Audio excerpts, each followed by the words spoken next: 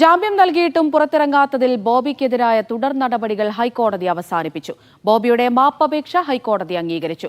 കോടതി അപമാനിക്കുന്നതാണ് ബോബി ചെമ്മണ്ണൂരിന്റെ നടപടിയെന്ന് പറഞ്ഞ കോടതി ബെയിലിൽ ആവർത്തിക്കരുതെന്ന് താക്കീതും നൽകി.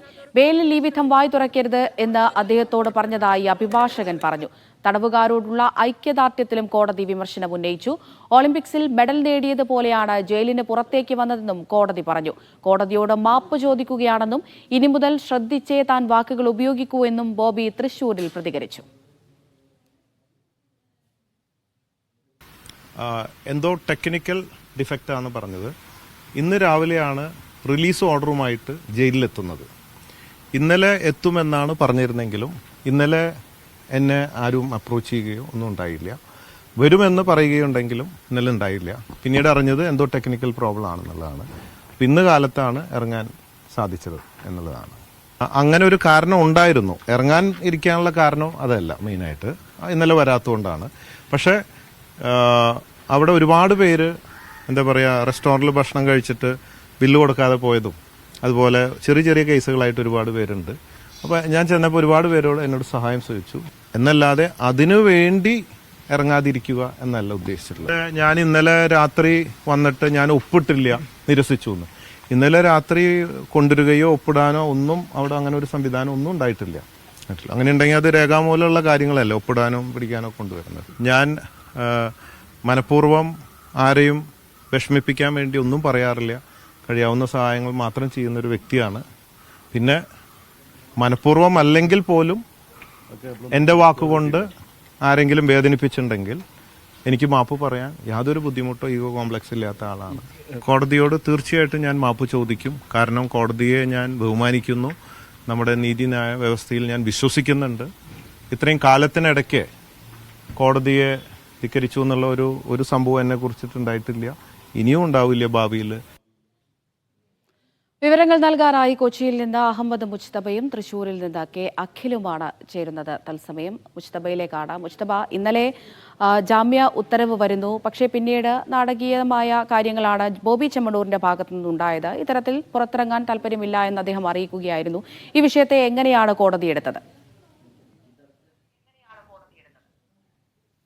അമൃത, ഏറ്റവും പ്രധാനമായും കോടതി അടിയന്തര സ്വഭാവത്തോടു കൂടി പരിഗണിച്ച, അല്ലെങ്കിൽ ബോബി ചെമ്മണ്ണൂർ തന്നെ അടിയന്തര സ്വഭാവത്തോടെ പരിഗണിക്കണമെന്ന് പറഞ്ഞ് ഹൈക്കോടതിയിൽ നൽകിയ ഒരു ജാമ്യ ഹർജി, ആ ഹർജിയിൽ ഹൈക്കോടതി ഒരു 4 ദിവസത്തെ പ്രോസിക്യൂഷനുള്ള സമയം നൽകുന്നു. അതിനുശേഷം പിന്നീട് ചൊവ്വാഴ്ച ഇന്നലെ വളരെ വിശദമായി തന്നെ വാദം നടക്കുന്നു. അതിനുശേഷം പിന്നീട് ബെയിൽ ഓർഡർ നൽകുകയും ചെയ്യുന്നു. കണ്ടീഷൻസ് ഉൾപ്പെടെ 4/8 ഹൈക്കോടതിയുടെ വെബ്സൈറ്റിൽ അപ്ലോഡ് ചെയ്യാമെന്ന് 3:30 ആദ്യം തീരുമാനിച്ചിരുന്നു. പക്ഷേ ചില സാങ്കേതിക കാരണങ്ങൾ, പ്രത്യേകിച്ച് പി വി കുഞ്ഞികൃഷ്ണൻ, അദ്ദേഹം ചേംബറിലായിരുന്നു, അല്ലെങ്കിൽ അദ്ദേഹം കോടതിയിലായിരുന്നു. അതിനുശേഷം പിന്നീട് 4/8 തന്നെ ഇത് വെബ്സൈറ്റിൽ അപ്ലോഡ് ചെയ്യുന്നു. അതിനുശേഷം 4:45 ഈ ഹൈക്കോടതി പറഞ്ഞ ജാമ്യ വ്യവസ്ഥകൾ എക്സിക്യൂട്ട് ചെയ്യുന്നതിന് വേണ്ടി മജിസ്ട്രേറ്റ് കോടതിയിൽ നിന്ന് 4:45 നടപടിക്രമങ്ങൾ പൂർത്തിയാക്കുകയും ചെയ്തു. അതിനുശേഷമാണ് റിലീസ് ഓർഡർ കിട്ടിയത്. ആ റിലീസ് ഓർഡറുമായി 7 മണിക്കകം തന്നെ കാക്കനാട് ജയിലിലെത്തിയാൽ ഇന്നലെ തന്നെ അദ്ദേഹത്തിന് പുറത്തിറങ്ങാമായിരുന്നു. പക്ഷേ അതുണ്ടായില്ല. അതുകൊണ്ടാണ് കോടതി വീണ്ടും ഇന്ന് അഭിഭാഷകരെ വിളിച്ചു വരുത്തുകയും രാവിലെ കോടതി തുടങ്ങുന്നതിന് മുമ്പ് തന്നെ ഈ വിഷയത്തിൽ അതിരൂക്ഷമായ വിമർശനം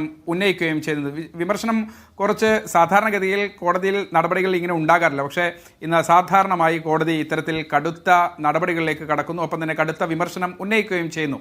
അതിനുശേഷം രാവിലെ 10:30 ഈ വിഷയത്തിൽ കൃത്യം 12 മണിക്ക് ഈ കാര്യത്തിൽ ഒരു വിശദീകരണം നൽകണം എന്നതുൾപ്പെടെയുള്ള ആവശ്യം അഭിഭാഷകരോട് കോടതി ഉന്നയിക്കുകയും ചെയ്തു. 12 മണിക്ക് വീണ്ടും ഈ കേസ് പരിഗണിച്ചപ്പോൾ കൃത്യമായ ഒരു വിശദീകരണം, എന്തുകൊണ്ട് ഡിലേ ഉണ്ടായി എന്നതുൾപ്പെടെയുള്ള കാര്യങ്ങൾ ഹൈക്കോടതിക്ക് മുന്നിൽ വിശദീകരിക്കാൻ കഴിഞ്ഞതുമില്ല. പകരം അഭിഭാഷകൻ മാപ്പപേക്ഷിക്കുക മാത്രമാണ് ചെയ്തത്. പക്ഷേ അത് സ്വീകരിക്കാൻ കോടതി തയ്യാറല്ലായിരുന്നു.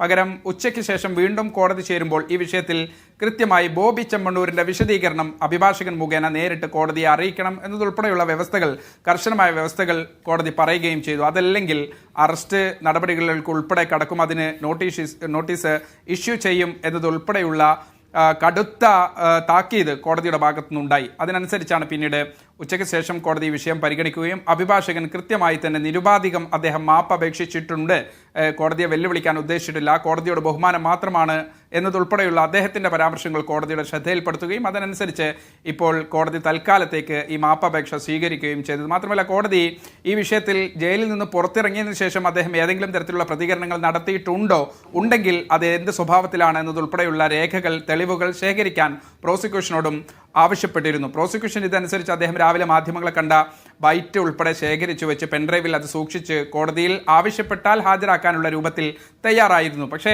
അഭിഭാഷകൻ നിരുപാധികം മാപ്പപേക്ഷിക്കുകയും അതോടൊപ്പം തന്നെ ഈ വിഷയത്തിൽ ബോബി ചെമ്മണ്ണൂർ ഒരു നിർവ്യാജ ഖേദപ്രകടനം നടത്തുകയും ചെയ്ത സാഹചര്യത്തിൽ തൽക്കാലം അത് അവിശ്വസിക്കേണ്ടതില്ല എന്നതുൾപ്പെടെ പരിഗണിച്ചുകൊണ്ടാണ് മേലിൽ ഇത് ആവർത്തിക്കരുതെന്ന പരാമർശത്തോടുകൂടി ആ വിഷയം കോടതി അവിടെ അവസാനിപ്പിച്ചത്. എന്തായാലും അസാധാരണമായ നീക്കങ്ങളും നടപടിക്രമങ്ങളുമാണ് ബോബി ചെമ്മണ്ണൂരിന്റെ ജാമ്യ വ്യവസ്ഥയുമായി ബന്ധപ്പെട്ടും അദ്ദേഹം ഇന്നലെ ഈ ജയിലിൽ നിന്ന് പുറത്തിറങ്ങാതിരിക്കുകയും സംബന്ധിച്ചുള്ള കാര്യങ്ങളിൽ കോടതിയിൽ ഉണ്ടായത്. പ്രധാനപ്പെട്ട ചില കാര്യങ്ങൾ കോടതി ആവർത്തിച്ച് ചോദിച്ചൊരു കാര്യം, ഏതെങ്കിലും തരത്തിൽ ജയിലിൽ കഴിയുന്ന, റിമാൻഡിൽ കഴിയുന്ന ആളുകൾക്ക് ഐക്യദാർഢ്യം പ്രഖ്യാപിച്ചുകൊണ്ട് അത്തരത്തിലുള്ളൊരു നിലപാട് ബോബി സ്വീകരിച്ചിട്ടുണ്ടോ എന്നറിയണം, അല്ലെങ്കിൽ അതുമായി ബന്ധപ്പെട്ടുണ്ടോ, അത്തരത്തിലുള്ള നിലപാട് അദ്ദേഹത്തിന് ഉണ്ടോ എന്നറിയണം എന്നുള്ളതായിരുന്നു കോടതിയുടെ വിശദീകരണം. കോടതി ഇന്ന് ഉച്ചയ്ക്ക് ശേഷം ഈ കേസ് പരിഗണിച്ചപ്പോൾ അദ്ദേഹം ഇന്നിറങ്ങുകയോ നാളെ ഇറങ്ങുകയോ അതൊന്നും കോടതിയുടെ വിഷയമല്ല, പക്ഷേ ഇങ്ങനെ ഉണ്ടെങ്കിൽ അത് ഗൗരവമാണെന്ന് കൃത്യമായി താക്കീത് നൽകുകയും ചെയ്തു. അതിൻ്റെ അടിസ്ഥാനത്തിലാണ് അഭിഭാഷകൻ കോടതിയോട് പറഞ്ഞത് മെട്രോ ഉൾപ്പെടെ പണി നടക്കുകയാണ്, അതുകൊണ്ട് ഈ ബെയിൽ എക്സിക്യൂട്ടീവ് ചെയ്ത ഓർഡർ റിലീസ് ഓർഡർ കിട്ടിയതിന് ശേഷം കൃത്യം 7 മണിക്ക് തന്നെ കാക്കനാടുള്ള ജയിലിലേക്ക് എത്തിപ്പെടുക പ്രയാസകരമായിരുന്നു, അതുകൊണ്ട് ഇന്നാണ് അത് എത്തിച്ചത്. ആ തരത്തിലാണ് ഇന്ന് ജയിലിൽ നിന്ന് ഇറങ്ങുകയും ചെയ്തു. അങ്ങനെ സാങ്കേതികമായ പ്രശ്നങ്ങൾ ചൂണ്ടിക്കാണിക്കുകയും ഒപ്പം തന്നെ ഒരു മാപ്പപേക്ഷ, നിർവ്യാജ ഖേദപ്രകടനം നടത്തുകയും ചെയ്തതിന്റെ അടിസ്ഥാനത്തിലാണ് ഇന്ന് കോടതി ആ വിഷയം തീർപ്പാക്കിയത്. മുജ്തബ, ഒരു കാര്യം കൂടി, ഇന്നലെ ബോബി ചെമ്മണ്ണൂരിന്റെ ജാമ്യ ഉത്തരവ് വന്നതിന് ശേഷം കാക്കനാട് ജില്ലാ ജയിലിൽ വലിയ ഒരു ആൾക്കൂട്ടം ജില്ലാ ജയിലിന് മുന്നിൽ നമുക്ക് കാണാൻ കഴിഞ്ഞിട്ടുണ്ടായിരുന്നു. ഈ ബോബി ചെമ്മണ്ണൂർ ഫാൻസ്, അനുയായികളുടെ ഭാഗത്ത് നിന്ന് അവർ പുച്ചണ്ടുകളും മറ്റുമായി ബോബി ചെമ്മണ്ണൂരിനെ വരവേൽക്കാനായി കാത്തു നിൽക്കുന്നതും അവരുടെ പ്രതികരണമൊക്കെ നമ്മൾ കണ്ടിട്ടുണ്ടായിരുന്നു. ഇത് കോടതിയുടെ ശ്രദ്ധയിൽപ്പെട്ടിട്ടുണ്ടായിരുന്നു.